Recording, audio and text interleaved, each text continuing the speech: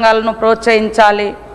ఇది కేవలము ఆర్థిక అభివృద్ధితో పాటు మరి మహిళలు వాళ్ళ కాళ్ళ మీద వాళ్ళు నిలబడాలనే ఉద్దేశంతో మీకు తెలుసు మన ప్రభుత్వం వచ్చి రాగానే ముఖ్యమంత్రి గారు మరి 1 కోటి మంది మహిళల్ని కోటీశ్వరులను చేయాలనేటువంటి ఒక సంకల్పం పెట్టుకొని మరి ముందుకెళ్ళడం జరుగుతూ ఉంది అధ్యక్ష. దానిలో భాగంగానే మహిళల మీద భారం పడకూడదనే ఉద్దేశంతో మన గవర్నమెంట్ అధికారంలోకి వచ్చిన 42 గంటలలో 48 గంటల్లోనే మరి ఉచిత బస్సు ప్రయాణం పెట్టి కూడా ఆర్థికంగా మహిళలను ఆ భారం నుంచి బయటికి తీసుకురావడం జరిగింది అధ్యక్ష. అదేవిధంగా ఈరోజు రాష్ట్ర రాజధానిగా ఉన్నటువంటి పరిపాలనా కేంద్రంగా ఉన్న సెక్రటేరియట్లో కూడా మరి మన ప్రభుత్వం వచ్చి రాగానే మహిళలకు క్యాంటీన్ పెట్టి అందించడం జరిగింది అధ్యక్ష. నిన్న మేము కూడా మేడారంలో మరి బొంగు చికెన్ కూడా మహిళలకే ఇవ్వడం జరిగింది అధ్యక్ష. నేను గౌరవ మా ఇన్ఛార్జ్ మంత్రి పొంగులేటి శ్రీనివాసరెడ్డి గారు కూడా ఓపెన్ చేయడం జరిగింది అధ్యక్ష.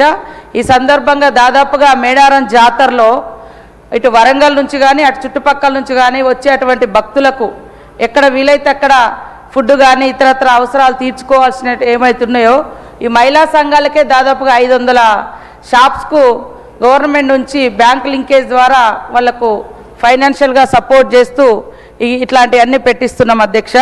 ఖచ్చితంగా మరి అన్నట్టుగా ఇంకా సంఘాలను కూడా మహిళా సంఘాలను గతంలో మనం 60 ఏళ్ళు దాటితే మహిళా సంఘాలలో వాళ్లకు సభ్యత్వం అవకాశం లేకుంటుండే మన ముఖ్యమంత్రి రేవంత్ రెడ్డి గారి ఆలోచన మేరకు 60 సంవత్సరాలు దాటినటువంటి మా అమ్మలను కూడా సంఘాలలో తీసుకొని వాళ్లకు ఒక ఆర్థిక భరోసానే కాకుండా సామూహిక ఒక కుటుంబ రిలేషన్ కూడా మహిళా సంఘాలలో ఉండడం ద్వారా ఏర్పడుతుందనే ఉద్దేశంతో 60 ఏళ్ళు దాటినటువంటి వాళ్ళను కూడా మహిళా సంఘంలో తీర్చుకుంటున్నాం.